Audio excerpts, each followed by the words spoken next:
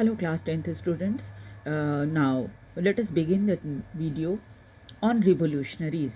अभी भी हम चैप्टर 1 कर रहे हैं हिस्ट्री का और अब हम 2.4 पर पहुंच गए हैं जो कि रिवोल्यूशनरीज़ के बारे में बताता है। चलिए देखते हैं इस पार्ट में क्या क्या बातें हैं। तो ड्यूरिंग द ईयर्स फॉलोइंग 1815 के बाद आप डेट्स याद रखिएगा, जो ईयर है वो याद रखना है आपको हमेशा। तो 1815 के बाद जो घटनाएं हो रही थी उससे क्या हो रहा था, the fear of repression drove many liberal nationalist underground. बहुत सारे लिबरल जो नेशनलिस्ट थे, राष्ट्रवादी नेता लोग थे, वो लोग छिप गए, है ना, गुप्तवास करने लगे, छिप गए जाकर, क्योंकि उनको डर लग रहा था कि उनके ऊपर दमन चक्र चलाया जाएगा। और सीक्रेट सोसाइटी जो है बनाई गई बहुत सारी, और ये सब अचानक बनने लग गई थी, है ना, स्प्रैंग अप, एकदम अचानक ये सीक्रेट सोसाइटीज़ बनने लगी थी। और एक जगह नहीं, कई यूरोपियन स्टेट्स में ऐसा हुआ ताकि रिवोल्यूशनरीज़ या जो क्रांतिकारी लोग हैं उसको ट्रेनिंग दी जा सके, उनको सिखाया जा सके कैसे क्रांति करनी है, एंड स्प्रेड देयर आइडिया। और साथ ही साथ क्या था, उनका जो आइडिया था कैसे हमको लिबर्टी और फ्रीडम मिलना है, उस आइडिया को लोगों तक पहुंचाना।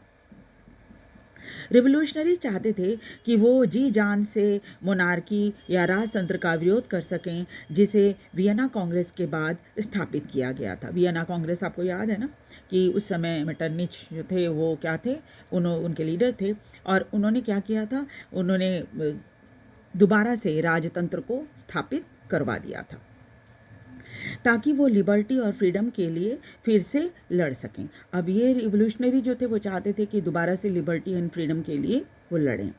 इन सभी रिवोल्यूशनरीज़ ने अपने फ्रीडम स्ट्रगल को नेशन स्टेट बनाने के क्रम में बहुत महत्वपूर्ण माना। उनको लगा कि भाई जब तक हम पूरी लिबर्टी फ्रीडम नहीं मिलेगी तब हम नेशन स्टेट कैसे बनाएंगे। बिना लिबर्टी एंड फ्रीडम के तो नेशन स्टेट बनना संभव नहीं है। रिवोल्यूशनरीज़ बहुत सारे थे। एक बहुत ही महत्वपूर्ण इटालियन रिवोल्यूशनरी था जिसका जन्म हुआ, जिसका नाम था गुसेपी मेज़िनी। इसका जन्म 1807 में जेनोवा में हुआ था, जो कि इटली में एक शहर का नाम है। जेनोवा जो है इटली में एक शहर का नाम है, वहाँ इनका जन्म हुआ था मेज़िनी का। वो एक गुप्त रूप से बनी हुई सोसाइटी जिसे कार्बोनरी कहा जाता था, उसके सदस्य बन गए। कार्बोनरी क्या होता है, चेन ऑफ जो सीक्रेट सोसाइटी होती है ना, उसको कहा जाता था, जो उस समय यूरोप में कई जगह पे थी। और जब उनकी उम्र 24 साल की थी तो उन्हें देश निकाला दे दिया गया था, एग्जाइल में उनको भेज दिया गया था। फिर 1831 में, क्योंकि उनको एग्जाइल में 1831 में भेज दिया गया था क्योंकि उन्होंने लिगुरिया नाम के एक देश में क्रांति लाने की कोशिश की थी। और फिर बाद में उन्होंने भी दो गुप्त रूप से सोसाइटी स्थापित की, छिप कर सीक्रेट सोसाइटीज़ स्थापित की। एक का नाम था यंग इटली, जो कि मार्सिलीज़ में था। मार्सिलीज़ एक शहर है जो कि फ्रांस में है।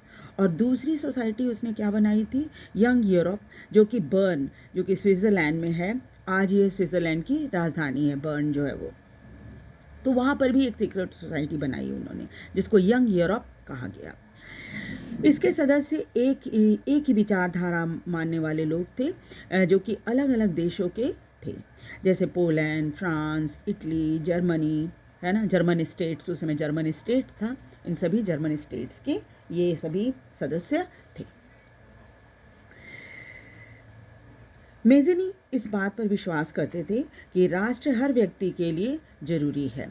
मेज़िनी का ऐसा मानना था कि जो राष्ट्र है वो सबके लिए ज़रूरी है। देखिए, उनका कहना था कि गॉड जो है वो चाहते हैं कि राज्य लोगों को मिले, अपना राज्य मिले। ईश्वर भी चाहते हैं कि नेशन स्टेट बनना चाहिए, ऐसा मेज़िनी का विचार था। इधर बगल वाली पिक्चर में आपके जैसे पे मेज़िनी के बारे में फ़ोटो बनी है और कैसे वो गुप्त सोसाइटी में लोगों से मिलते जुलते थे उसके बारे में दिया हुआ है।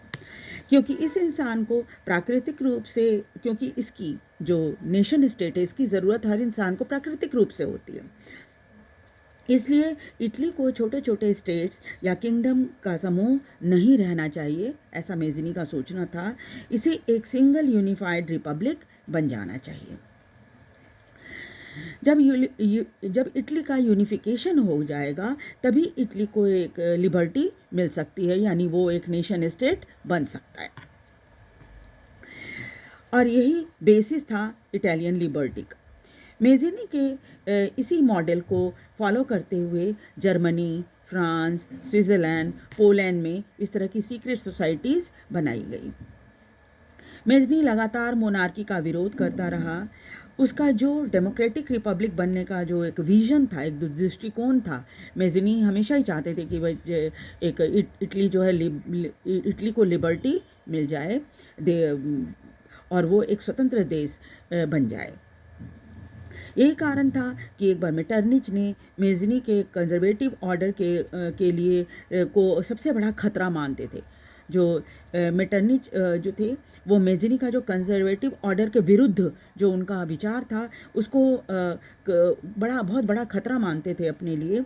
और एक बार उन्होंने कहा भी था कि Mazzini is the most dangerous enemy of our society और हमारा आवर सोशल ऑर्डर। और उनका ये मानना था, मेटरनिच ने कहा कि जो मेज़िनी है वो सबसे ख़तरनाक व्यक्ति हैं हमारे सोशल ऑर्डर के लिए, हमारे सोशल ऑर्डर यानी कंजर्वेटिव्स के लिए। ठीक है, तो ये तो था मेज़िनी से रिलेटेड बहुत कुछ बातें जो कि आप पॉइंट वाइज चाहो तो लर्न कर सकते हो। साथ ही साथ क्या है, ये आपके लिए important exam point of view से भी बहुत इम्पॉर्टेंट है। अक्सर मेज़िनी के ऊपर कुछ न कुछ लिखने के लिए आ जाता है, नहीं तो वन वर्ड में भी कई बार इससे रिलेटेड प्रश्न आ जाते हैं। तो मैं उम्मीद करती हूँ कि आप इसको खूब ध्यान से देखेंगे इस वीडियो को और इसको लाइक, शेयर और सब्सक्राइब भी करेंगे। सो ठीक है, अगले वीडियो में मैं द एज ऑफ रिवोल्यूशन 1830 से 1848 के बारे में बताऊंगी। ठीक है, थैंक यू वेरी मच।